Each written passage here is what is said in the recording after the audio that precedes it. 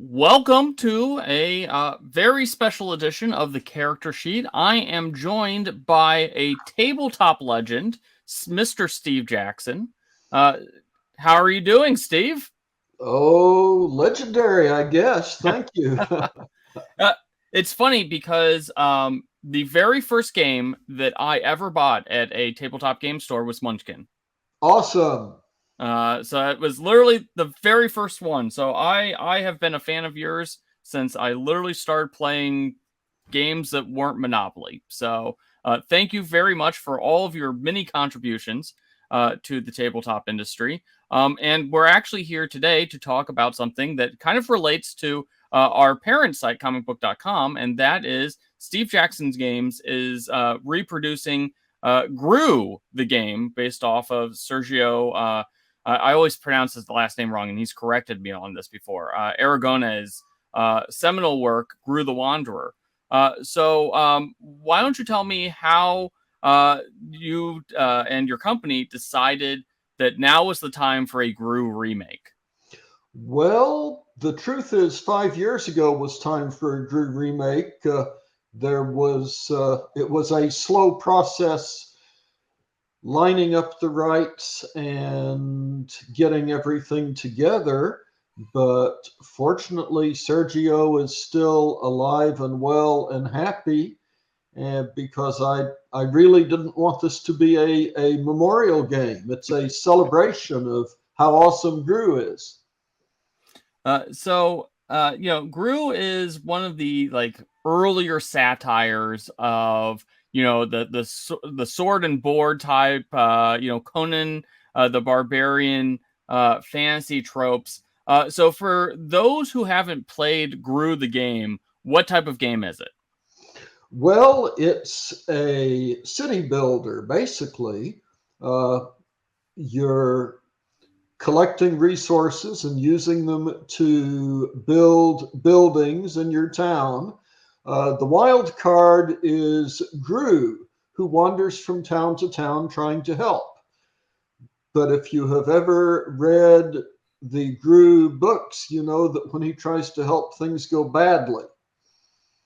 So the thing to do in this game is to do your best to send Groo to help the leading player. and with the help of Groo, that player won't be leading very long. So I heard that Sergio actually did a new piece of Groo artwork for this game.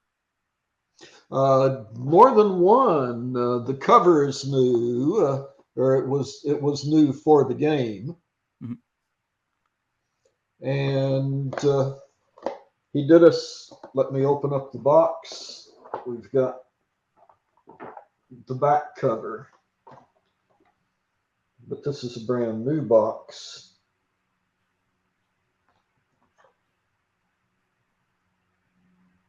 No, I wonder what I'm thinking of. That's the same. That's the same art that's on the cover. So, how has Groo made an impact? Because Munchkin obviously is also a satirical, take on classic fantasy tropes. So, did Groo inspire kind of the tongue-in-cheek humor that you found in Munchkin at all? What is your relationship to Groo? I played it and I loved it many, many years ago when I was getting started in the hobby. This game is an oldie. It's at least 30 years old, maybe older. And it was just always a good time sitting around the table. I like city builders. I've liked them since before they were video games. And adding it to a story that I liked and having Groo be the reason that we can't all just build our towns in peace and go home appealed to me. It wasn't a direct influence on Munchkin, but it was certainly an indirect influence because it showed me that you can do an awesome game and still be silly. So, kind of talking about how the since Groo the Game first came out, and I think I saw it was like 97 or something like that was when this game first came out. I mean, the industry has changed a lot, or was it even earlier than that? Well, let me look at copyright dates. I'm so glad I have a copy of the game on my desk.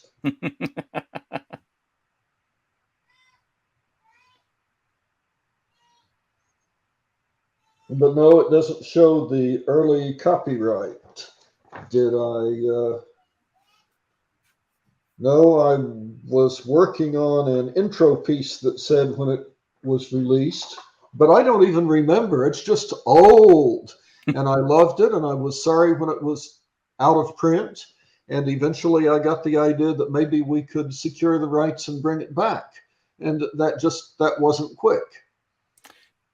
We've seen a few other games that, like Restoration Games, I know does has brought back a few games from the 80s and the early 90s and brought them back.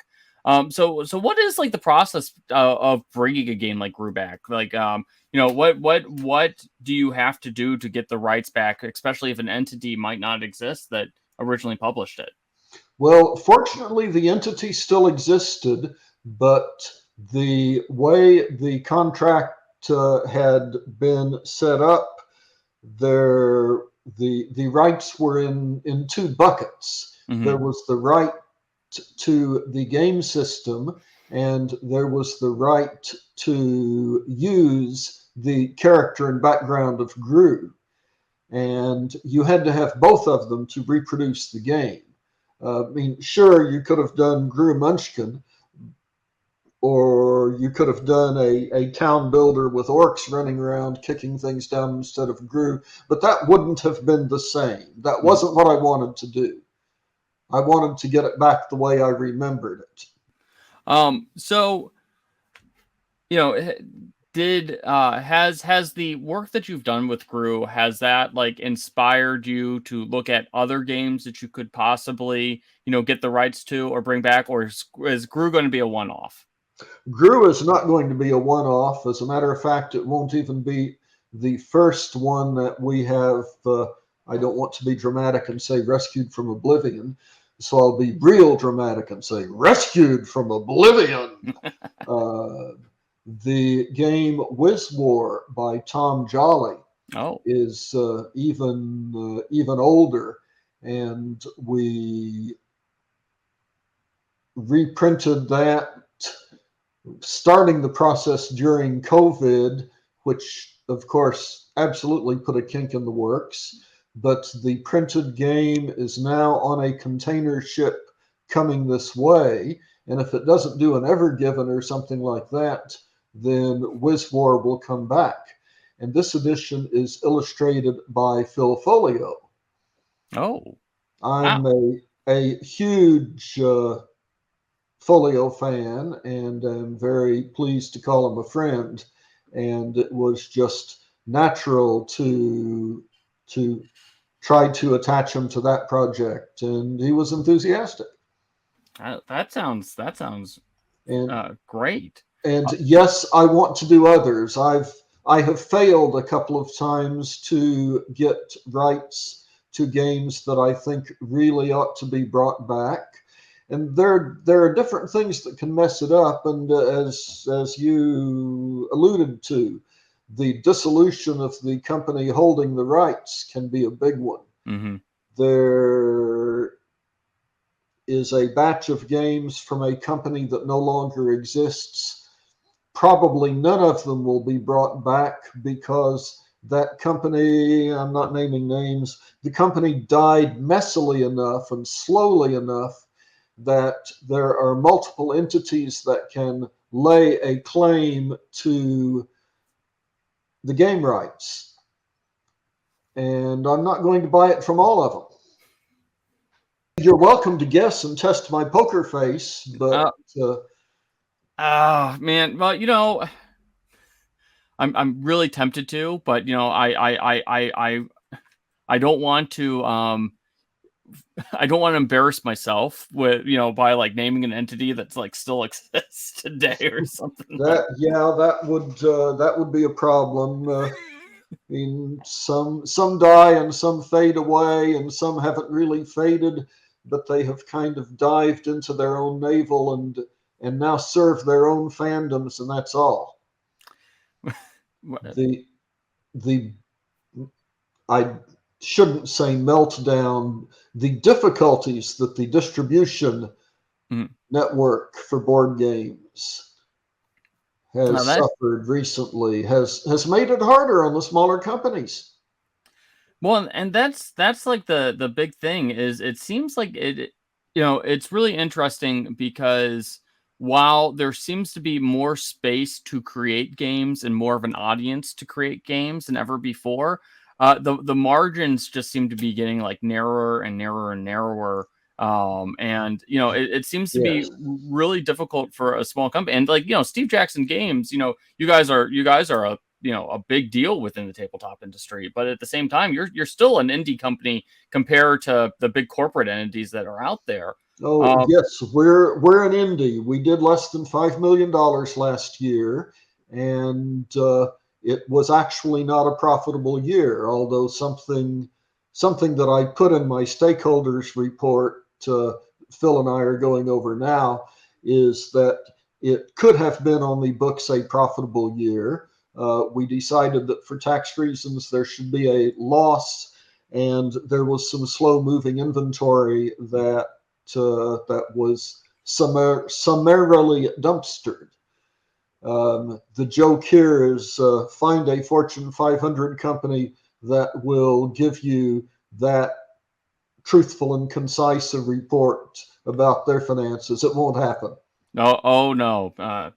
My day job is in banking, and the amount of inventive tax purposes that I've seen.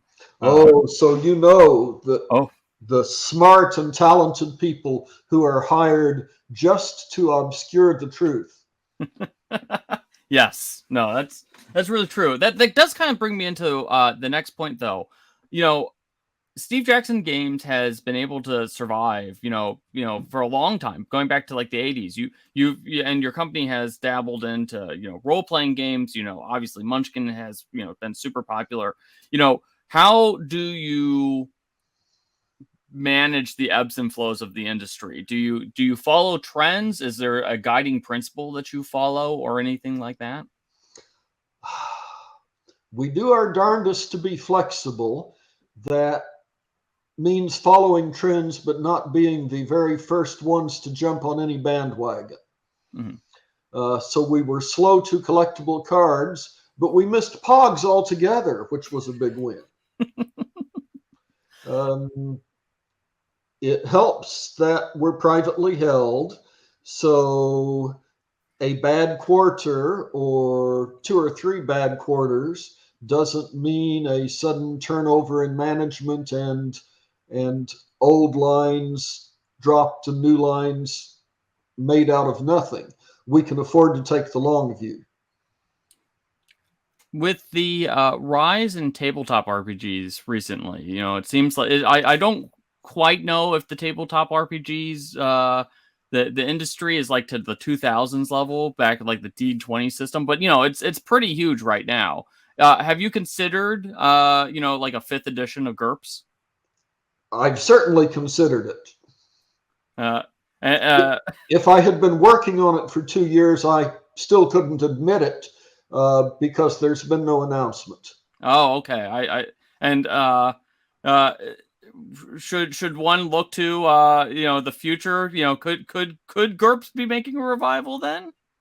I would like to see GURPS become more relevant to the current tastes in RPG than it is right now. It has a reputation for crunchiness that I think is kind of unfair. The crunch is in the books, but also there are very clear ways to avoid it if you don't want it. And the people who play it know and mostly use those ways, and the people who don't play it diss it when maybe they should read the books, darn it.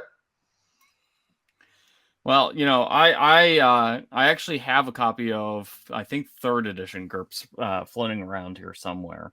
But it'd be nice to get that back onto the table again here soon.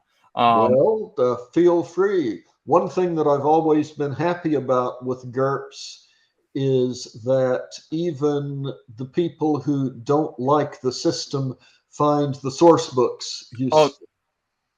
Yeah, no, the source books. Like I said, you're that's one of the reasons why I want to see 5th edition of GURPS is, new GURPS rule books would be just fantastic. You guys do a great job of those. So, and it's so much fun to become a total nerd on a new subject for 3 or 6 months and write a new book.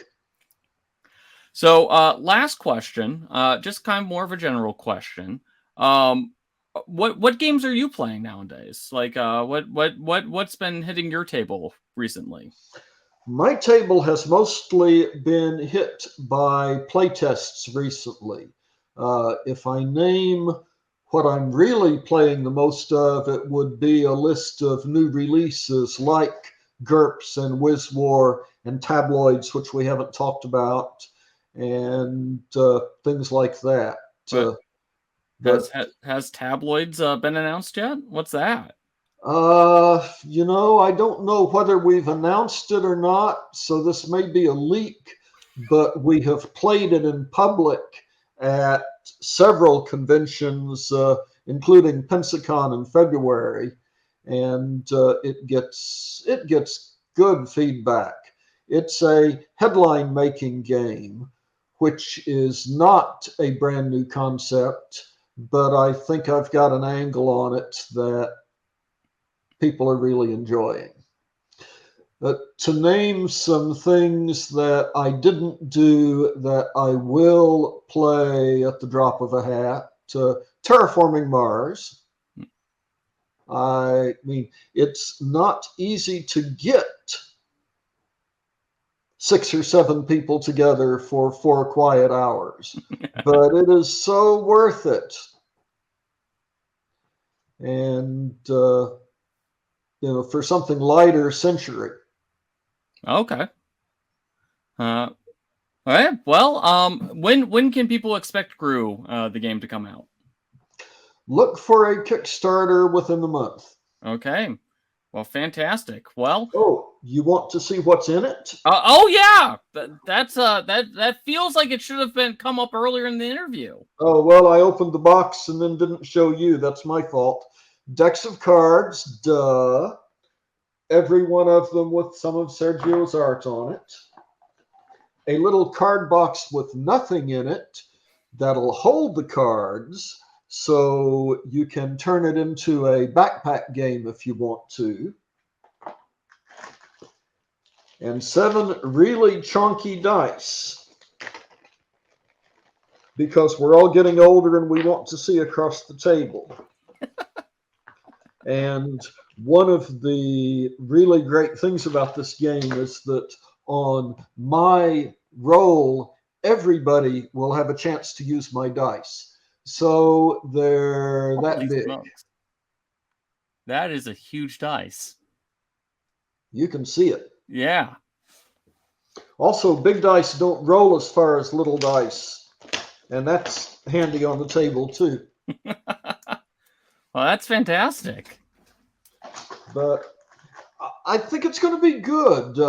The game absolutely went crazy at the Gamma Trade Show, which was, I guess, weekend. Now just barely week before last. Mm-hmm. We demonstrated it, and people were talking about it in the halls when we had not started the conversation.